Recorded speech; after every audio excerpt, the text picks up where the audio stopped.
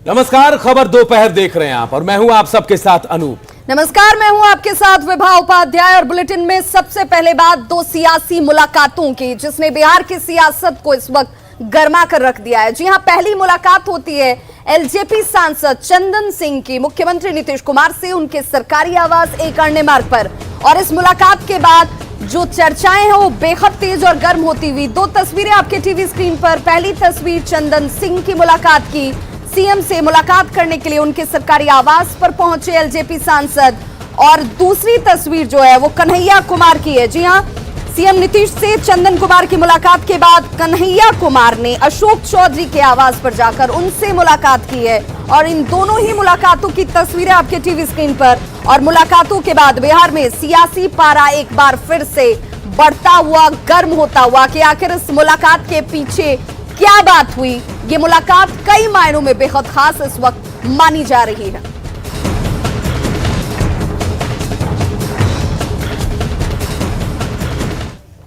तो सीएम नीतीश कुमार से चंदन कुमार जो सांसद है उनकी मुलाकात के बाद सियासी पारा जो बिहार का वो चढ़ गया है। बेहद खास है ये मुलाकात और कई मायनों में खास माना जा रहा है। और मायने भी हम आपको बता रहे हैं क्योंकि इस वक्त जो सियासत है वो जेडीयू और एलजेपी के रिश्तों में तल्खी जाहिर कर रही है। विधानसभा चुनाव के दौरान भी रिश्ते खराब हुए थे जेडीयू और एलजेपी के बीच। दोनों दल के नेता एक दूसरे पर लगातार तल्ख बयान भी देते रहे। दोनों दल के एक साथ रहना कभी एक दूसरे के साथ इन्होंने पसंद नहीं किया। चिराग लगातार सीएम नीतीश पर उनके विरोध में लगातार बयान देते रहे। एनडीए की बैठक में भी शामिल होने से चिराग लगातार बसते दिखाई दिए थे। तो देखिए, एक तरफ जहां पर चंदन सिंह की मुलाकात होती है बतौर मुख्यमंत्री के साथ उनकी ये मुलाकात और इस मुलाकात में कई बातचीत और चर्चाएं हुई, वहीं दूसरी मुलाकात जो सियासत को गरमा रही है वो है एलजेपी के साथ साथ इस वक्त सीपीआई जो नेता हैं कन्हैया कुमार, वो अशोक चौधरी से मुलाकात करने के लिए पहुंच जाते हैं। देखिए, मुलाकात की तस्वीरें आपके सामने और मुलाकात के मायने कैसे निकाले जा रहे हैं। महागठबंधन में शामिल है सीपीआई। कन्हैया कुमार नीतीश कुमार पर लगातार हमलावर रहे हैं। बीजेपी के खिलाफ कन्हैया लगातार मुखर होकर बोलते रहे हैं। लेकिन अब इस मुलाकात के मायने क्या हो सकते हैं और ऐसे में सियासी तौर पर अब इस मुलाकात को कई बिंदुओं से देखने की और समझने की कोशिश की जा रही है।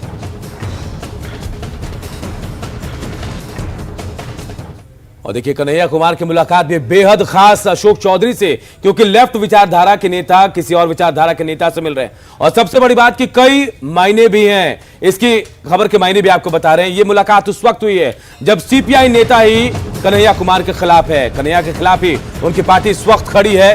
और क्यों कन्हैया मिले हैं ये भी हम आपको बता रहे हैं। देखिए, सीपीआई ने कन्हैया के खिलाफ निंदा प्रस्ताव भी लाया है। उनकी पार्टी ने निंदा प्रस्ताव कन्हैया कुमार के खिलाफ लाया। सीपीआई नेता से मारपीट का कन्हैया कुमार पर गंभीर आरोप है। दिसंबर में मारपीट की ये घटना हुई थी। बेगूसराय में मारपीट की घटना हुई थी जिसके बाद पार्टी इस वक्त कन्हैया कुमार से नाराज चल रही है। हैदराबाद में पार्टी ने निंदा प्रस्ताव कन्हैया कुमार को लेकर पारित किया है। और चलिए अब दूसरी खबर का रुख कर लेते हैं। ये खबर ये बताती है कि आम और खास के बीच कितनी लंबी खाई नजर आती है। जी हां, देखिए, जब नियम और कानून बनते हैं तो वो सभी पर समान रूप से लागू होते हैं, लेकिन वीआईपी के तौर पर जब ये माननीय सड़कों पर निकलते हैं तो कैसे कानून की धज्जियां उड़ाई जाती हैं। उसकी एक तस्वीर आपके सामने जहां पर हजारीबाग से ये वीडियो इस वक्त वायरल होता हुआ कानून को ताक पर रख दिया गया। और रखने वाले कौन, तो देखिए यहां पर आपको तस्वीरों में नजर आ रही होंगी जो गाड़ी चला रही हैं, बाइक की सवारी कर रही हैं। 13 फरवरी को किसानों के आंदोलन के समर्थन में कांग्रेस ने पदयात्रा का आयोजन किया और विधायक अंबा प्रसाद इस वक्त इस गाड़ी में आपको नजर आ रही होंगी जो बुलेट चला रही हैं। और उनके पीछे जो गाड़ी पर बैठे हुए हैं वो है कृषि मंत्री बादल पत्रलेख। लेकिन इस वायरल वीडियो में विधायक अंबा प्रसाद बुलेट गाड़ी चला तो जरूर रही हैं, लेकिन हेलमेट उन्होंने नहीं पहनी हुई है। और क्या सवाल ऐसे में ये कि क्या विधायक जो हैं वो नियम कानून से ऊपर हैं क्या वीआईपी को नियमों के उल्लंघन की इजाजत है क्या? ये तमाम सवाल इसलिए क्योंकि सड़क सुरक्षा सप्ताह मनाया जा रहा है। आम और खास सभी के लिए जान और उसकी हिफाजत दोनों बेहद महत्वपूर्ण और इसके लिए सड़क पर चलने पर आपको नियमों को ध्यान में रखना होता है, ट्रैफिक रूल को फॉलो करना होता है, सुरक्षा के दृष्टिकोण से हेलमेट पहनना जरूरी है। लेकिन यहाँ पर विधायक जी जो हैं वो इसे ताक पर रखकर बाइक चलाती हुई नजर आ रही हैं। विधायक और कृषि मंत्री ही ट्रैफिक नियमों की अनदेखी करते हुए नजर आ रहे हैं और आम लोगों पर इसका क्या असर होगा, आम लोग इसे कैसे लेंगे, ये सहजता से समझा जा सकता है।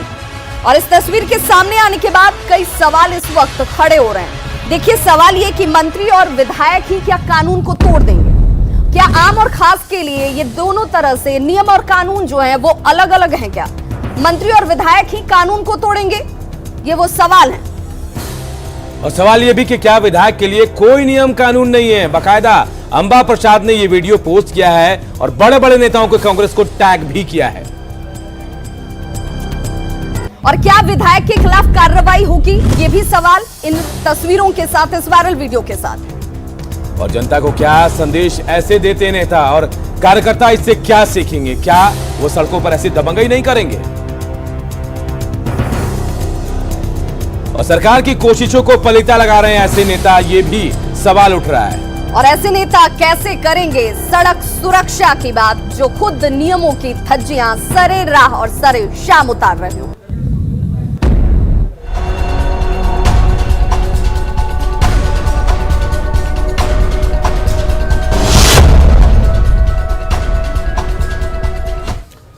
और अब बात पैक्स चुनाव की, तो बिहार के कई जगहों में आज पैक्स के चुनाव हो रहे हैं, लेकिन यहां लापरवाही बरती जा रही है। जी हां, कोविड नियमों को लेकर ये चुनाव कराए जा रहे हैं, लेकिन यहां नियमों का पालन नहीं हो रहा है। सोशल डिस्टेंसिंग भी नहीं रखी जा रही है, इवन कि मास्क तक लोग, मतदान कर्मी जो है वो नहीं पहन रहे हैं। एक बूथ का जायजा लिया है हमारे सहयोगी अमित कुमार ने। प्रत्याशियों की तरफ से जो रहते हैं यहाँ पे, उन्होंने मास्क नहीं लगाया, तो हम इनसे पहले जान लेते हैं। भैया, आपका मास्क कहाँ है? क्या नाम है? मास्क है यहाँ रखा। क्या नाम है आपका? मेरा नाम सुबोध कुमार है। आपका क्या नाम? मेरा नाम राकेश कुमार है। राकेश जी, मास्क आपका मास्क है? जी, मास्क रखे हुए, लेकिन क्या करें, सिस्टम खत्म हो गया है। सिस्टम खत्म नहीं हुआ है, जंग अभी भी जारी है कोविड-19 से। कैसे आप कह रहे हैं कि सिस्टम खत्म हो गया? मास्क लगा लेते हैं। आप भी सुरक्षित रहिएगा, लोगों को भी सुरक्षित रखिएगा। हाँ, मास्क लगाएंगे। लगा लीजिए। ठीक है सर। चलिए, ये देख रहे हैं कि न्यूज़ 18 ने जब इन्हें ध्यान दिलाया कि अभी भी कोविड से जो है वो जंग जारी है, इस जंग में आपका सहयोग जो है वो अनिवार्य है। अगर ऐसे ही लोग लापरवाह रहेंगे तो कोरोना-19 का संक्रमण जो है वो एक बार फिर से बढ़ सकता है, लोग कोरोना के चपेट में आ सकते हैं। और देखिए, एक दुखद खबर जो कि झारखंड से सामने आई, जिसमें खलिहान में अचानक से आग लग जाती है और इस अगलगी में 3 लोग जिंदा जल गए। जी हां, परिवार के 3 लोगों के इस अगलगी में जान चली गई है। झारखंड की गिरिडीह से यह खबर, जहां पर खलिहान में आग लगने से 3 लोगों की मौत हो गई। बिरनी थाना क्षेत्र के बलगो पंचायत की यह घटना, जहां पर आग देर रात लगी खलिहान में और इस आग में सलरडी गांव के निवासी सीताराम यादव की 55 साल की मां मुद्रिका देवी, 17 साल की बेटी गुड़िया कुमारी और 7 साल की भांजी झुलस जाती है और अस्पताल ले जाने के दौरान मौत हो गई। बताया जा रहा है कि तीनों फूस से बनी हुई झोपड़ी में सोई हुई थी। ठंड से बचने के लिए बोरसी में अलाव जलाकर रखा गया था और अचानक देर रात पूरी झोपड़ी ही आग की जद में आ गई और जलने की वजह से तीनों की दर्दनाक मौत हो गई।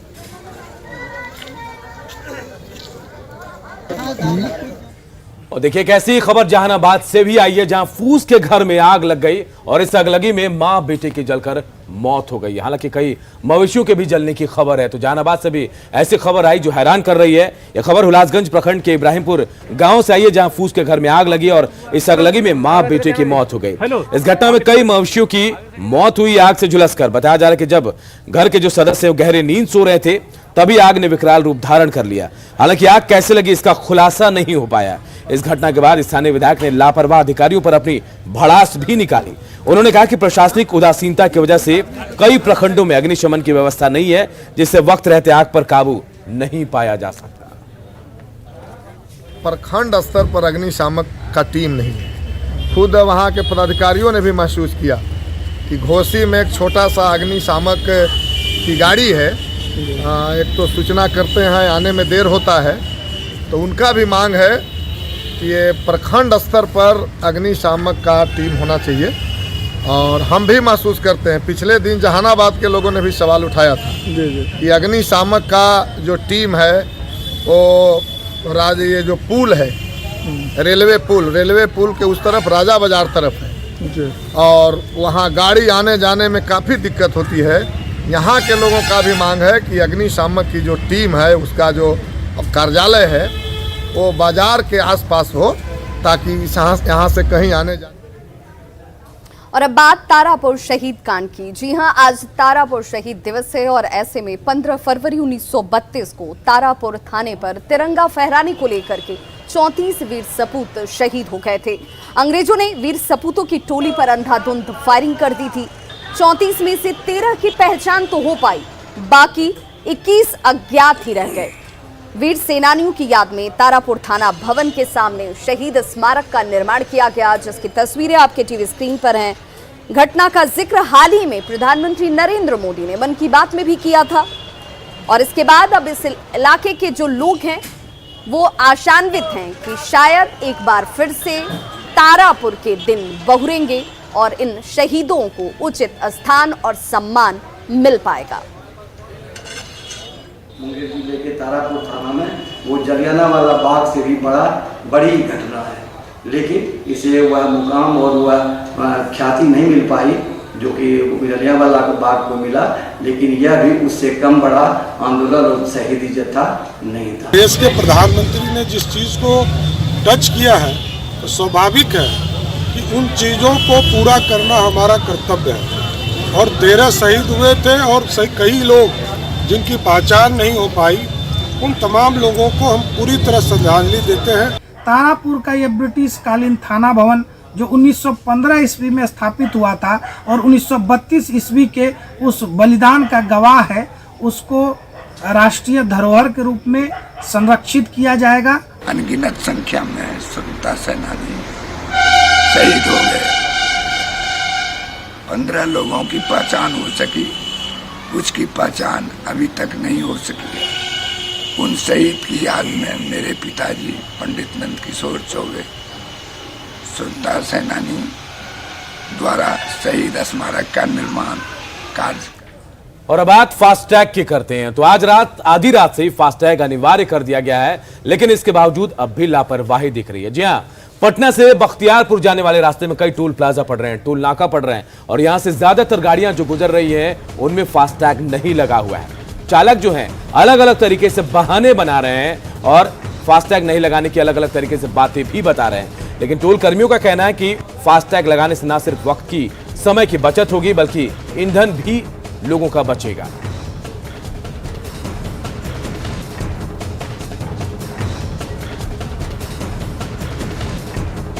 फास्टैग नहीं लगाया, जो कैश देते हैं उसमें कम से कम 30 सेकंड लगता है एक गाड़ी को निकलने में।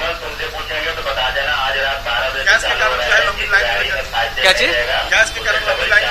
हाँ, कैश के कारण लंबी लाइन लगती है। अब तक आपने अपनी गाड़ी फास्टैग क्यों नहीं लगवाया? फास्टैग इधर गांव में रहता, उधर ही चलता है, लोकल चलता है। अभी तो जा रहे हैं मरीज दिखाने, लोकल चलने वाला गाड़ी है। लगवाना तो चाहिए ना। लगवाना चाहिए, लगाता नहीं है। हम लोग का बैकटपुर का है, माने लोकल पास है, लगाता नहीं। 1-2 बार आए तो नहीं लगाया है, तो क्या करें हम लोग। टोल प्लाजा पे आपको दुगनी भुगतान जो है वो करनी पड़ सकती है। अगर आपकी गाड़ी में जो है फास्टैग नहीं लगा है तो आपको दुगनी राशि जो है, निर्धारित राशि उसके लेकर के करना होगा। और इसके लेकर के आदेश जो है वो जारी कर दिए गए हैं। राष्ट्रीय राजमार्ग परिवहन मंत्रालय की तरफ से जो है ये आदेश जारी किया गया है। सड़क परिवहन मंत्रालय ने ये आदेश जारी किया है और ये आदेश जो है वो 1 जनवरी से ही लागू होनी थी। हालांकि जो वाहन चालक हैं उनके तरफ से जो अपील की गई कि कुछ दिनों की रियायत दी जाए। कई वाहन जो है चालक उन्होंने उनके तरफ से ये अपील किया गया था, सोशल मीडिया से लेकर के पत्र के माध्यम से जो है सड़क परिवहन मंत्रालय से ये अपील किया गया था, जिसके बाद सड़क परिवहन मंत्रालय ने ये निर्णय लिया और निर्णय लेते हुए 15 फरवरी तक जो है ये कार्रवाई जो है वो स्थगित की।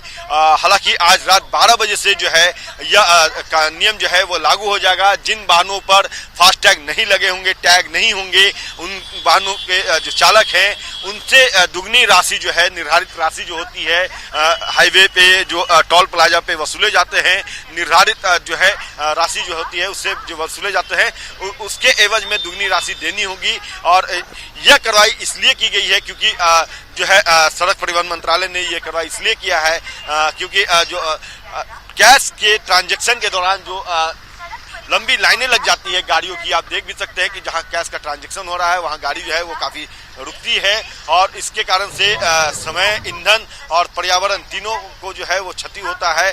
कैमरा पर्सन दीपक के साथ अमित कुमार, न्यूज़ 18 पटना।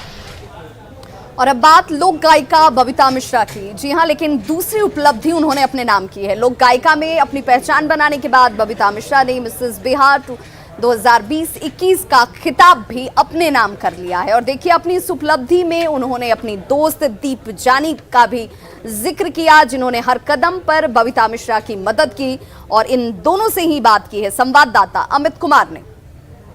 बिहार की जानी मानी लोक गायिका बबीता मिश्रा जो है वो हमारे साथ मौजूद हैं। इन्होंने आई ग्लैम मिसेस बिहार में जो है वो बाजी मारी है।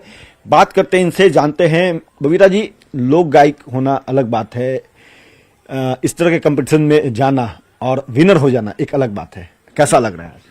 पहले तो मैं अपने आप को महरानी महसूस कर रही हूँ। मैं बहुत गर्व से कह रही हूँ कि मैं विनर हूँ। आई ग्लैम ने मुझे ये प्लेटफॉर्म दिया। मेरे अंदर जो विश्वास था उसको मैं अपने आप आज महसूस कर पा रही हूँ। चूंकि मैं बिहार से बिलोंग करती हूँ, मैं आई ग्लैम रूबरू की मिसेस बिहार बनी हूँ। इसके लिए तुम देवयानी जी को थैंक यू। चलिए, आपकी खुशी मैं समझ रहा हूँ, दर्शक भी देख रहे हैं, लेकिन सबसे बड़ी बात तो दिव्यानी जी भी हमारे साथ मौजूद हैं। इनसे भी बात करते हैं जिन्होंने इनके लिए मेंटर के तौर पे काम किया है। दिव्यानी जी, एक महिला की कला की जो छुपी हुई कला थी उसको आपने निखारा, आज इस मुकाम पे है। जी, सबसे पहले तो आप सबको कि आज आप लोग आए एंड इस तरीके के प्लेटफॉर्म को एक मीडिया के द्वारा सराहा जा रहा है। Thanks to all the ladies, जितनी भी औरतें इस बार पार्टिसिपेट किए थे। मैं एक बात बताना चाहूंगी, किसी ने भी पहली बार मतलब सब फर्स्ट टाइम इन्होंने रैंप पे वॉक किया।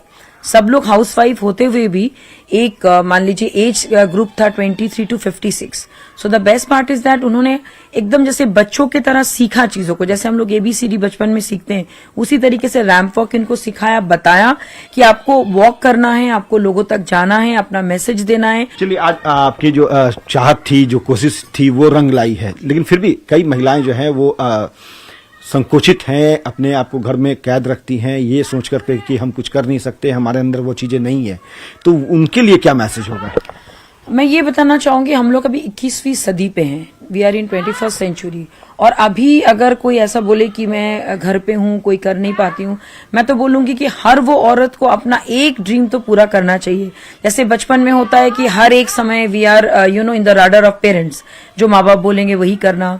कॉलेज में भी वही, शादी के बाद भी बहुत समय इन लॉज, हस्बैंड अगर सपोर्ट नहीं करते तो आगे नहीं बढ़ते। लेकिन फिर भी मैंने बहुत सारी ऐसी महिलाओं को देखा है कि उनमें इतनी क्वालिटीज होती हैं, थोड़ा बहुत अगर घर से उनको पुश मिल जाए कि ठीक है भाई आप जाओ, मैं आपके साथ हूँ, हर चीज की जानकारी लीजिए, अच्छा से देखिए, अच्छा बुरा हर जगह है। तो ये बड़ी बात है जो यहाँ पे इन्होंने कही है, दिव्यानी मिश्रा ने कही है, दिव्यानी मित्रा ने जो कही है।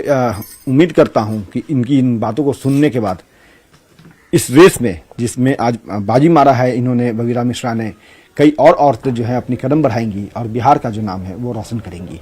कैमरा पर्सन सुबोध के साथ अमित कुमार, न्यूज़ 18 पटना। और झारखंड में सरकारी बाबुओं की लेट लतीफी किसी से छिपी नहीं है, लेकिन एक बार फिर से वो तस्वीर सामने आ रही है, इसलिए क्योंकि झारखंड का बजट जो है वो आने वाला है और ऐसे में इन सभी के ऊपर जिम्मेदारी भी होगी। लेकिन इसके बावजूद जो समय निर्धारित हैं आने के लिए नेपाल हाउस स्थित सचिवालय में, वहां पर सिर्फ 10% लोग ही समय पर कार्यालय पहुंचते हैं। और वो भी उस कार्यालय में जो झारखंड सरकार के सबसे बड़े सरकारी ऑफिस के तौर पर अपनी पहचान रखता है। जायजा लिया हमारे सहयोगी भुवन किशोर झा ने। ये राज्य सरकार का नेपाल हाउस स्थित सचिवालय है, जहां 10:15 बज चुके हैं और जो अधिकारी हैं वो कितने समय से सरकारी दफ्तर पहुंचे हैं।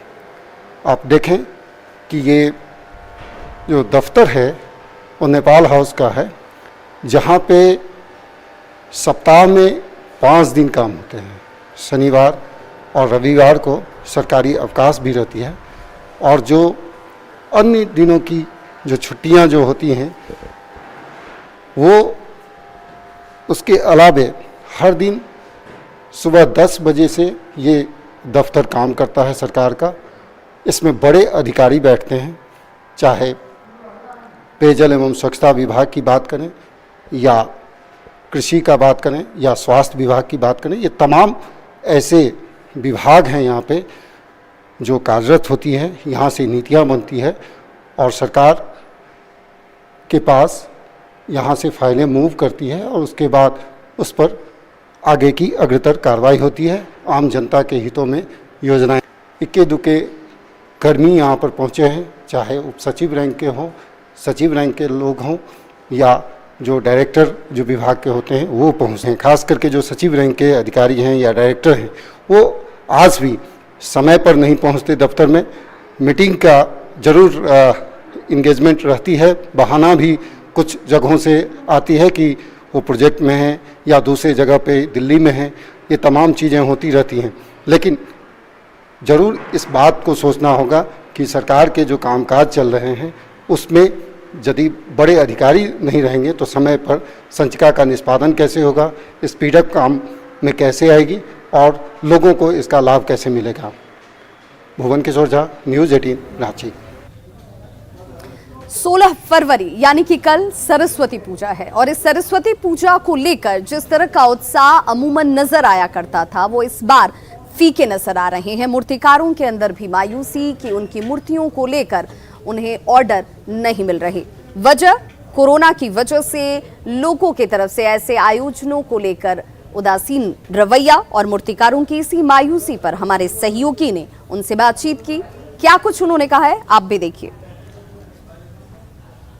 पाकुड़ जिले में सरस्वती पूजा आते ही बंगाल के कारीगर पाकुड़ में आकर के मूर्ति बना रहे हैं। स्थानीय कारीगर भी यहाँ पर माँ सरस्वती की प्रतिमा बनाने में लगे हुए हैं, लेकिन आज उनके सामने एक बड़ी संकट यह आ गई है कि लॉकडाउन के बाद जो मूर्ति का डिमांड है वो काफ़ी घटा है और जो सामान का कीमत है वो काफ़ी बढ़ गया है और मूर्ति बनाने में जितना उसे खर्च होता है उतना ज़्यादा मूर्ति बेचकर मुनाफा नहीं होता है, जिसके कारण उनके अंदर आर्थिक संकट आ गया है।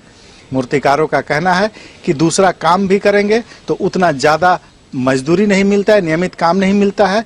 एक हाथ की कला है, इसको बनाते हैं और जो कुछ इससे पैसा आता है उससे अपना जीवन यापन करते हैं। पाकुड़ नगर में आधा दर्जन, प्रखंड स्तर पर भी जगह जगह पर मूर्तिकार अब मूर्ति बना रहे हैं और कस्टमर भी जाकर के देख करके खरीद रहे हैं। कुंदन कुमार, न्यूज़ 18 पाकुड़।